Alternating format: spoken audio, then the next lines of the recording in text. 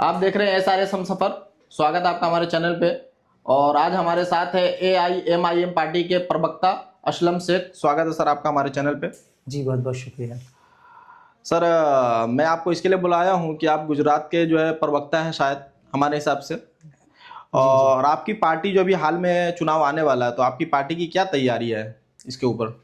देखो, सबसे पहले तो आप लोगों का बहुत बहुत शुक्रिया, आपने यहाँ में बात करने का मौका दिया। जी। आपके तमाम जो चाहने वाले जो ऑडियंस है उनका भी बहुत बहुत शुक्रिया। और मैं बस ऑल इंडिया मजलिस इत्तेहादुल मुस्लिमीन MIM पार्टी हमारे गुजरात के अंदर एक बहुत ही अच्छी एक कामयाबी को लेकर आगे बढ़ रही है। हमारी तैयारी बहुत अच्छी चल रही है। जहाँ से भी हमें लगेगा, हमारे जहाँ संगठन मजबूत है, जहाँ पे हमारी टीम है, हम वहाँ इलेक्शन लड़ेंगे। और इंशाल्लाह जिस तरह बिहार में और महाराष्ट्र में कामयाबी मिली है, उससे भी बड़ी कामयाबी इंशाल्लाह गुजरात में ज़रूर हमें मिलेगी।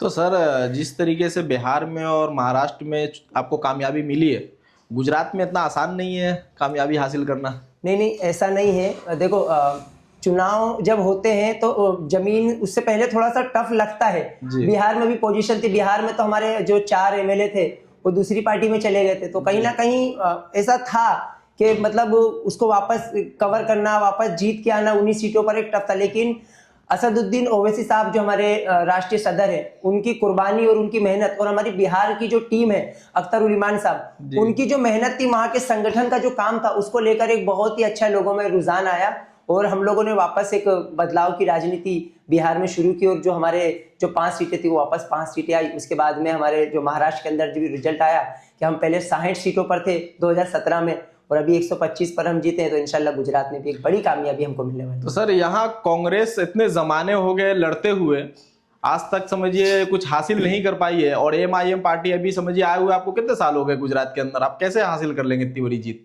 देखो, हमारा आने का मकसद क्या, यही तो है जी। हमने तो 2021 में जब आए थे तो मैंने एक नारा दिया था कि कांग्रेस और बीजेपी भाई भाई जी, इसीलिए गुजरात में MIM आई।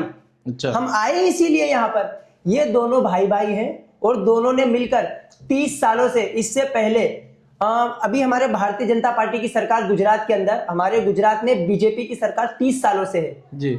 उसके बाद से अभी तक यहाँ पे कांग्रेस ने सरकार नहीं बनाई जी। तो हम तो वोट देते आए, हमारे मुद्दों पर तो कोई बात हुआ नहीं, हमारी समस्याएं हल हुई नहीं, हमने कांग्रेस को वोट दिया, लेकिन कांग्रेस बीजेपी को हरा नहीं पाई। तो सर इसीलिए हमको आना पड़ा। तो आप जो कह रहे हैं कि कांग्रेस हरा नहीं पाई, तो MIM पार्टी कैसे हराएगी? क्योंकि जमीन पे तो दिखती नहीं है MIM पार्टी। नहीं, कुछ प्रदर्शन में, कुछ जनता के मुद्दों पे कुछ मुखर होकर के बात करते हुए तो गुजरात में भी दिखती नहीं है MIM पार्टी। ये बात आपकी गलत है। आप मीडिया से हो, लेकिन मैं आपकी जानकारी के लिए बता दूं कि दलित, मुस्लिम, आदिवासी के जितने भी गुजरात में मुद्दे हुए हैं, हमारे गुजरात के जो गुजरात के जो सदर है हमारे जनाब साबिर भाई काबलीवाला साहब, उनकी आगेवानी में उन्होंने हमने वक्फ बोर्ड का मुद्दा किया जी, मुद्दे पर हमने आवाज उठाई, हमने हिजाब के मुद्दों पर आवाज उठाई, हमने ट्रिपल तलाक के मुद्दों पर आवाज उठाई, हमने CA NRC के मुद्दों पर। MIM पार्टी मजलिस हर जगह खड़ी है जहां पर दलित, मुस्लिम, आदिवासियों को, अभी गुजरात के अंदर खेड़ा के अंदर जब मुस्लिम नौजवानों को मारा गया था, उनकी केस की लड़ाई भी वहां के हमारे कॉर्पोरेटर MIM के माजिद हुसैन ने लड़ी। जब यहाँ पे हिजाब का मुद्दा आता है तो 3 दरवाजे पर और लाल दरवाजे पर MIM पार्टी इसका विरोध करने जाती है। वक्फ की बात आती है तो तख्ती लेके, बैनर लेके हमारी महिलाएं सबसे MIM पार्टी के आगे निकलती है। तो ये कोई नकार नहीं सकता, MIM पार्टी ने जमीनी लेवल से मेहनत की है।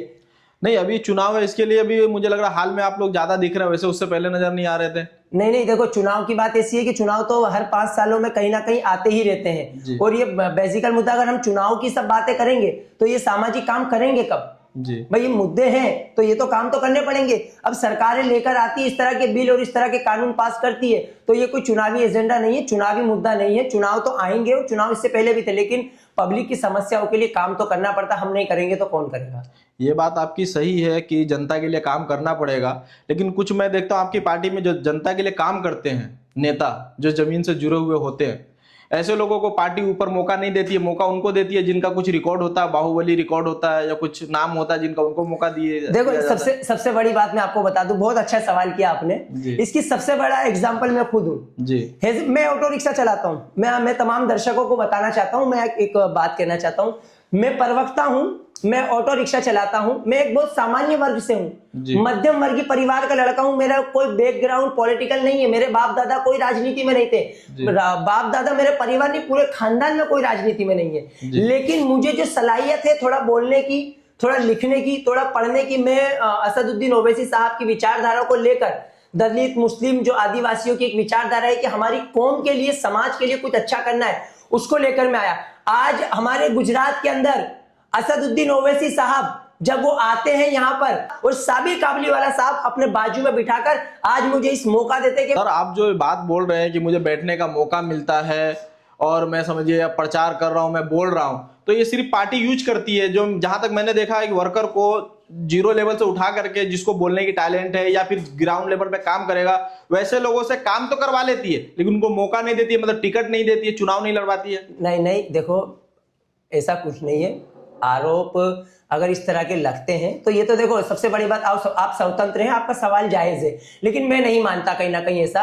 जिस तरह से हम ओवैसी साहब का और हमारे साबिर भाई काबलीवाला साहब का तो मिशन यही है कि हमारे कौम के अंदर लीडर बनाना है जी, लीडर और एकदम लीडर, कौम के अंदर नेता बनाने आए वो लोग जी। तो जब ये नेता बनेंगे, कौम के अंदर नौजवान आगे आएंगे, उनको नेता बनेंगे, उनको टिकट देंगे, उनको चुनाव। देखो कांग्रेस और दूसरी अदर बीजेपी है, कांग्रेस है, आम आदमी पार्टी, सब इतनी पुरानी पार्टी है, बसपा हो या समाजवादी, 20-20 साल लग जाता है इनमें, 20 साल लग जाता है, लेकिन एक वार्ड प्रमुख से आगे नहीं बढ़ पाते। आज हमारे जैसे कई युवा, आज गुजरात का, आज हमारे शादाब चौहान को देखिए, यूपी के अंदर, उत्तर प्रदेश के अंदर, वो भी नौजवान है, वो भी 30-32 साल की उम्र में आज वो प्रवक्ता हुए हैं। हमारे वारिस पठान को देखिए, हमारे इम्तियाज जलील साहब है, हमारे आदिल हसन को देखिए। आज गुजरात के अंदर भी देखिए कितने सारे युवा ऐसे हैं जो बड़े बड़े ओहदे पे हैं और उनको कामयाबी भी मिली है। अभी हमारे मुंबई के अंदर देख लो, हमारी एक बच्ची, हमारी छोटी बहन शहर शेख, वो कितनी कम उम्र की, उसे उनको टिकट दिया और उनको जिता के लाए। तो माशाल्लाह ऐसा नहीं है, एमआईएम पार्टी ने हमेशा हर लोगों को और एक लीडरशिप पैदा करने के लिए, इंशाल्लाह हम लोग सब साथ में पार्टी में। कोई सर आप जो बोल रहे हैं कि उनको टिकट मिला है, तो चुनिंदा आप एक दो मिसाल ऐसा दे सकते हैं कि टिकट मिली है, बाकी ज्यादातर के साथ तो ऐसा देखा जा रहा पार्टी में, जैसे नाराजगी मैंने भी देखा बहुत करीब से कि नाराजगी ज्यादा है कि ग्राउंड लेवल पे लोगों को, मतलब जो मेहनत करते हैं, जो पार्टी को मजबूत करते हैं, एक वक्त आता है कि उनको साइड लाइन किया जाता है, जो नए लोग आते हैं उनको पार्टी मौका दे देती है। नए और पुराने की बात नहीं है। देखो इसमें कैसा होता है कि कहीं ना कहीं चुनावी जो राजनीति में ना समीकरण भी देखे जाते हैं। आज समीकरण देख लीजिए आप, तो समीकरण में भी देखो, अगर पैनल से इलेक्शन होता है तो उसमें 4 उम्मीदवार होते हैं, 2 महिलाएं होती है, 2 जेंट्स होता है। जाहिर सी बात है, अगर 2 जेंट्स है तो 2 ही को टिकट मिलेगा। अब उसमें अगर उम्मीदवारी जो बायोडाटा देते हैं उनमें से लोग अगर 40 हो, 50 हो, एक सीट पे 25-25, 50-50 लोग होते, तो जाहिर सी बात है 2 को ही टिकट मिलेगा। तो ये सब देखा जाता है। और चुनाव लड़ने के लिए एक पावर हो, मैं हमारे किसी पार्टी के या किसी वर्कर या किसी पर मैं एलिगेशन नहीं कर रहा कि उनके अंदर वो क्षमता नहीं है इलेक्शन लड़ने की या नहीं लड़ने की, मैं उस बात पे नहीं, लेकिन मैं ये कह रहा हूं कि जो पार्टी के आला कमान होते हैं वो भी चाहते हैं कि हर लीडरशिप मजबूत हो, हर हमारा जो पार्टी का गिराफ जिन्होंने जमीन तैयार की है उन लोगों को कहीं ना कहीं एक मौका मिलना चाहिए। उसी को लेकर आज हमारे देखिए हैदराबाद के अंदर देखिए माजिद हुसैन साहब को देख लीजिए, पहले वो कॉर्पोरेटर थे, फिर वो मेयर भी थे, मेयर बनने के बाद वो कॉर्पोरेटर का भी उनको एमएलए का टिकट मिला, नामपल्ली से वो विधायक बन के आए। तो ऐसा नहीं है, जो जमीन लेवल पे जो ग्राफ था उन्होंने काम किया है तो पार्टी जरूर उनको टिकट देती है। आप जो बोल रहे हैं, तो अगर ग्राउंड लेवल पे काम करने से पार्टी टिकट देती है, तो हाल में बिहार में जो चुनाव हुआ था उसके अंदर वो मौलाना सालिम साहब, वो तो पॉपुलर भी है, नाम भी है और अच्छे लोग थे, उसको टिकट ना मिल करके एक ऐसे लोगों को टिकट दिया गया जो समझिए जिनका पैसा था, मुखिया थे, इस तरीके का, जिसपे आरोप लगा था कि मौलाना को निकाल करके उन्होंने मारा है, तो उसके बावजूद उनको कैसे टिकट मिला, और जो मौलाना थे उनको टिकट नहीं मिला। देखो मेरी बात मैं इसका एक बहुत शॉर्ट में जवाब दूंगा, सिर्फ 2 या 5 सेकंड का। मैं यही कहूंगा कि ओवैसी साहब ने, मौलाना सालिम चतुर्वेदी साहब बहुत अच्छे इंसान है, मैं उनकी इज्जत करता हूँ, आलिम है वो, लेकिन वो निर्णय हो गया और ये साबित हो गया कि एक जीते हुए कैंडिडेट को टिकट दिया था। नहीं सर, ऐसा नहीं है, अगर ये कैसे खबर पड़ेगा, अगर उनको टिकट मिलता तो वो भी जीत गए ना, जीत गए, वो तो जीत गए, मैं उनको मुबारकबाद देता हूँ। जी, लेकिन अगर उन्हें भी टिकट मिलता तो वो भी जीतते हैं, अब वो हार जाता फिर ये बात होती है साबित। हमारे राष्ट्रीय जनाब असदुद्दीन ओवैसी साहब ने एक जीते हुए कैंडिडेट को टिकट दिया था, उम्मीदवार थे, उन्हें लगा दूर अंदेशी है और वो जीतेंगे, और वहां की जीत में जो बहुत बहुत मुबारकबाद सभी लोगों को। हाँ वो बिहार सही है, वालों को। वो सही है, लेकिन मेरा ये कहना है कि पार्टी ये कैसे पहले डिसाइड कर लेगी कि ये नहीं जीत सकता। शायद ऐसे कई मतलब होंगे जिनको टिकट मिलती तो शायद वो भी जीत सकते हैं। नहीं ऐसा नहीं है, देखो मुमरा के अंदर भी यही हुआ। जी आप अपने क्या नाम है इसका, हमारे अतीक सर जो है बीएमसी के इलेक्शन में, जी वहां पे भी समाजवादी पार्टी को करारी हार मिली है। भाई जो अबू आसिम साहब थे वहां पे भी सेंध लगा दी, वहां पे भी हमें मालूम था कि यहाँ पे जीतना है। औरंगाबाद में आप देख लीजिए कितना विरोध हुआ था इम्तियाज जलील साहब का, उनके गाड़ी पर पत्थर फेंके गए थे, गाड़ी पर हमला किया गया था, फिर भी वहां पे पहले 22 सीट थी तो 33 सीट आ गई, 10 सीट और बढ़ गई। तो जितना जो मजलिस को और एमआईएम को टारगेट करेगा, जितना उसको बदनाम करने की कोशिश करेगा, अल्लाह ताला मजलिस को उतनी बड़ी कामयाबी से नवाजेगा। ऐसा कहना है कि सहानुभूति के लिए आप लोग खुद ये काम करते हैं, फिर इल्जाम दूसरे पे डाल देते हैं। अब सहानुभूति के लिए कौन करेगा ये बताइए? क्या किसी को अपनी जान से मोहब्बत नहीं है क्या? अरे ऐसा नहीं है, जब दुश्मन आप कोई अच्छी मिशन लेकर चले हो तो दुश्मन बहुत होते जमाने में, कोई किसी को सहानुभूति से नहीं होता है। दुश्मन इतने, हम देखो हक की बात करते हैं और ये देश नफरत वाली ताकतों से, आप खुद जानते हो कि नफरत में कितना अंधा हो चुका है। तो कहीं ना कहीं ओवैसी साहब जब दलित मुस्लिम आदिवासियों से बात करते हैं, उनके हक की इंसाफ की बातें करते हैं, तो उनके ऊपर जाहिर सी बात है, हमारी पार्टी के लोग हैं तो पार्टी के लोगों में एक निडरता है, हम हमेशा खुल के और हक पे बोलने वाले लोग हैं। लेकिन कुछ नफरत वाले लोगों को ये बातें पसंद नहीं आती है, तो वो इस तरह की हरकत करते हैं जो बिल्कुल असंवैधानिक होती है और एक गुंडे की टुच्ची नाकामी हरकत होती है, वो लोग हरकत करते हैं इस तरह की। तो सर आपकी पार्टी में आप जो ओवैसी साहब का नाम ले रहे हैं, पार्टी में वही एक दिखते हैं जिनको देखो उनका ही नाम लेते और कोई बड़ा लीडर नहीं दिखता। क्यों नहीं है? हर इंसान ओवैसी साहब की बात करते हैं। नहीं नहीं, देखो मैं क्लियर कर दूं, एमआईएम पार्टी के अंदर एक दीवार पे पोस्टर लगाने वाले कार्यकर्ता, एक खादिम से लेकर और राष्ट्रीय अध्यक्ष की कुर्सी पर बैठे हुए असदुद्दीन ओवैसी साहब तक कोई छोटा बड़ा नहीं है हमारी पार्टी के अंदर, सब एक बराबर और एक समान है। हमारे असदुद्दीन ओवैसी साहब का खुद का उनका कहना है कि हम पार्टी के अंदर लीडर बना रहे हैं, नौजवानों लीडर बनो। ओवैसी साहब खुद कहते हैं कि मैं मर भी जाऊंगा तो इंशाल्लाह इस भारत देश के अंदर 100,000 ओवैसी पैदा करके जाऊंगा। तो वो ऐसा नहीं है कि ओवैसी साहब पार्टी के एक जमीनी लेवल से जो कार्यकर्ता होते हैं ना, जो जिंदाबाद के नारे लगाते हैं, और राष्ट्रीय अध्यक्ष हैदराबाद से लेकर आज मजलिस को अल्लाह ताला ने इसीलिए कामयाबी दी है कि मजलिस जो संगठन है वो इत्तेहाद, हमारा नाम ही है इत्तेहादुल मुस्लिमीन, कि इत्तेहाद पैदा करो। ऑल इंडिया, सारे भारत के लोग, जी सारे भारत के लोग, ऑल इंडिया यानी सारे भारत के लोग इत्तेहाद। तो उसमें कोई छोटा बड़ा नहीं है, और ऐसा नहीं है कि असदुद्दीन ओवैसी साहब के बारे में बात होती है, पार्टी के तमाम वर्कर और सभी लोग। आप जिस तरीके से बात जो कर रहे हैं, और लेकिन लोग तो ये कहती है कि आप जो है समझे बीजेपी से मिले हुए, आप बीजेपी को फायदा पहुंचाने के लिए हर जगह पहुंच जाते हैं चुनाव लड़ने के लिए, बीटी में आप उनकी। अब हमको तो ये समझ में नहीं आता कि भाई कांग्रेस वाले बोलते हैं कि हम बीजेपी की बी टीम है, बीजेपी बोलते हैं कि हम कांग्रेस की ए टीम है। तो हमारे सदर साहब तो हमेशा यही कहते हैं कि भाई आप लोग एक बार बैठ जाइए और बैठ के हमें बता दीजिए कि हम किसकी ए टीम है और किसकी बी टीम है, आप लोग फैसला कर लीजिए। ये जो आरोप और प्रति आरोप जब इलेक्शनों में लगते हैं इस तरह के, तो ये बेहुदा और बेबुनियाद है।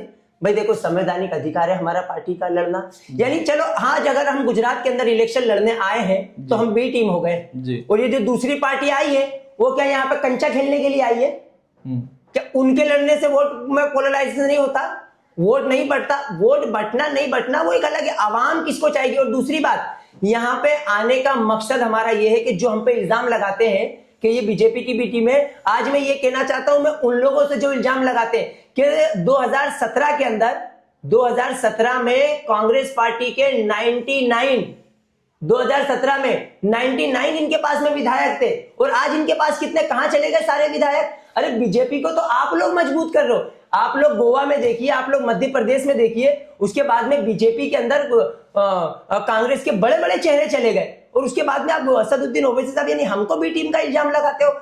हम तो लड़े नहीं थे गांधीनगर का कॉर्पोरेशन का इलेक्शन, गांधीनगर में कांग्रेस का मेयर हुआ करता था, वहां पे आम आदमी पार्टी गई लड़ने के लिए, मजलिस तो वहां लड़ी नहीं थी। बीजेपी की सरकार कैसे बन गई वहां पे? भाई हम तो लड़े ही नहीं, तो फिर वहां कैसे बन गई? सर लेकिन आप जिस तरीके से बात कर रहे हो और आप बीजेपी को जो टारगेट कर रहे हैं, अब बीजेपी आपकी पार्टी भी बड़े बड़े जो प्रवक्ता है वो मतलब बीजेपी से डरा करके हिंदू मुसलमान के चक्कर में वोट ले रही है, डरा रही है कि मतलब बीजेपी आएगी, ये बीजेपी को आप वोट दोगे तो मतलब बहुत ये हो जाएगा, मुसलमानों का नुकसान होगा, इस तरीके से डरा करके आप वोट ले रहे हैं मुसलमानों से। बिल्कुल नहीं, हम डरा नहीं, हमने डराने की बिल्कुल बेशक हम डरा नहीं रहे, और डरना किसी से नहीं चाहिए सिवाय अल्लाह के जी। हम मुसलमान हैं, हम ईमान वाले, अल्लाह के सिवा किसी से नहीं डरना चाहिए। हम अवाम में जाते हैं और हम अवाम से कहते हैं, और हम यही बात दलित मुस्लिम आदिवासी मजलूमों से हम यही कहते हैं हमारे देश के अंदर कि आप लोग डरिए मत, राजनीति के अंदर सियासत के अंदर हिस्सा लीजिए। आज राजनीति में तमाम युवाओं से भी कहना चाहूंगा, जब आज राजनीति ये तय करती है कि हमें क्या खाना है और क्या पहनना है, आज हम क्या करना है, आज हमारी बच्चियां मदरसे में जाएं या कॉलेज में जाए तो क्या पहनकर जाएगी, हमारा युवा कॉलेज में क्या पढ़ेगा क्या नहीं पढ़ेगा, किस तरह रहेगा, हमें क्या खाना है, हमें कैसे रहना है, मस्जिद मदरसे, राजनीति ने यह तय करने आ गया तो हम राजनीति क्यों ना करें। हमें डरने की जरूरत नहीं है। और आज हमारे लिए ऑल इंडिया मजलिस इत्तेहादुल मुस्लिमीन MIM पार्टी हर वक्त हक और इंसाफ के लिए हमारे लिए लड़ाई लड़ती है, और वो हमेशा से हमें यही कहती है कि आपको डरना नहीं है, तो हम बीजेपी से क्यों डरेंगे भाई।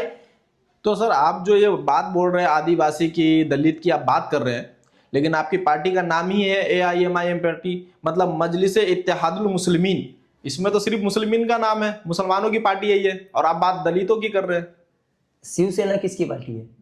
शिवसेना तो उनका नाम ही है खुल करके भाई, शिवसेना वो हिंदुओं की पार्टी है मान लीजिए। सवाल पूछा आप लोग, लेकिन आप बात दलितों की कर रहे हो, वो तो मुसलमानों की बात ही नहीं करते ना। नहीं नहीं, मेरी बात सुनिए, दूसरी पार्टियों में भी तो होता है ना। अकाली दल किसका दल है? सर जैसे आपने पहले शिवसेना का नाम लिया, अकाली दल किसका दल है? शिवसेना किसकी पार्टी है? वहां तक तो कोई नहीं जाता, आपको सिर्फ मुस्लिमीन नजर आया। शुरुआत में देखिए उसमें लिखा है ऑल इंडिया, यानी सारे भारतीय। इंडियन मुस्लिमीन, इसका मीनिंग तो यही होगा ना, इंडियन मुस्लिमीन होगा। उसमें क्या लिखा है? ऑल इंडिया जी, ऑल इंडिया यानी सारे भारतीय।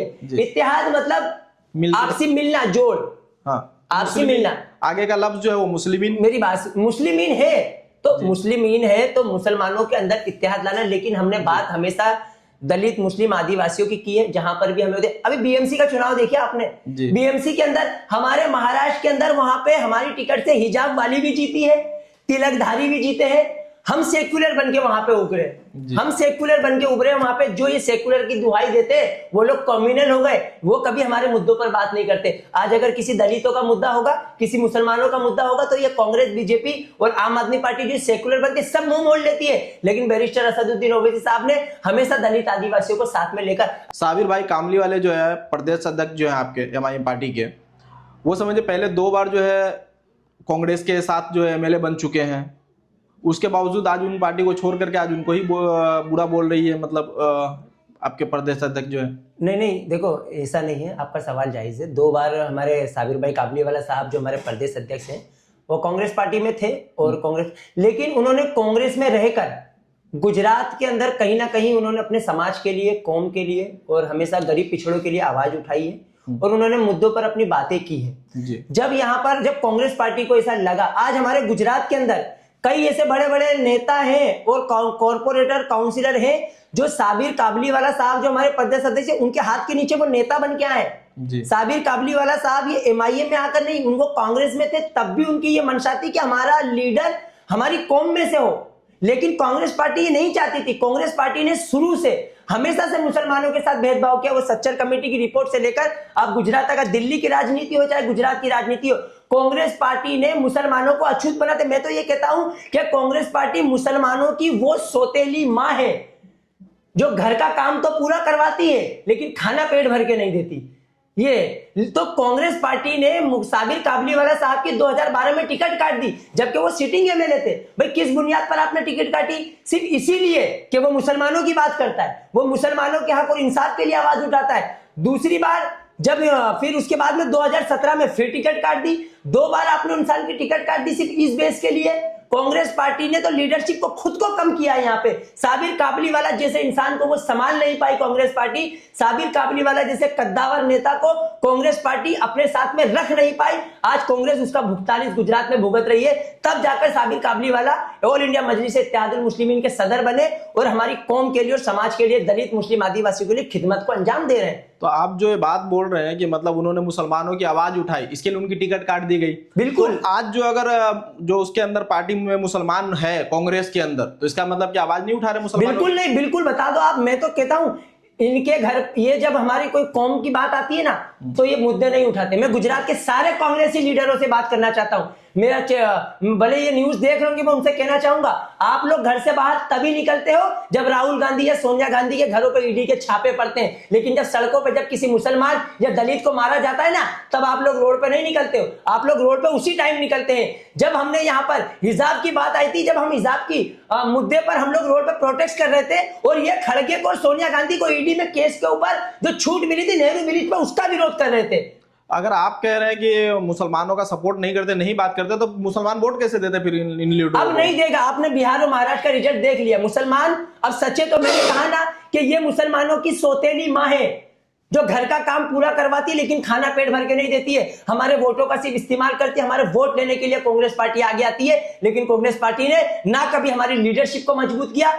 मतलब आपका ये कहना है कि अब आने वाले चुनाव में मुसलमान जो है वो वोट नहीं देगी कांग्रेस को? बिल्कुल नहीं देगी और देना भी नहीं चाहिए। मैं खुले उससे चैलेंज कर रहा हूं कि कांग्रेस बीजेपी भाई भाई और ये दोनों ने मिलकर खाई मलाई, और ये मलाई खाने वालों को बिल्कुल वोट मत देना। और दलित मुस्लिम आदिवासियों की बात करने वाला जो बैरिस्टर हैदराबाद से निकलकर बिहार की धरती पर गया, उसके बाद में महाराष्ट्र आया, गुजरात में भी इंशाल्लाह इससे बड़ी कामयाबी को हमारी को यहाँ पे जनता नवाजेगी। हमें पूरी उम्मीद है इसको लेकर। जो आप ये बात बोल रहे हैं आने वाले वक्त में देखेंगे, और ऑडियंस जो है ना कमेंट करके बात बताए, आने वाले वक्त में देखेंगे और वापिस हम आपको बुलाएंगे चुनाव के बाद कि कांग्रेस को वोट जनता दे रही है कि नहीं, मुसलमान दे रहे हैं कि नहीं। जिस तरीके का आप आरोप लगा रहे हैं कि नहीं मिलेगा, वो देख लेंगे।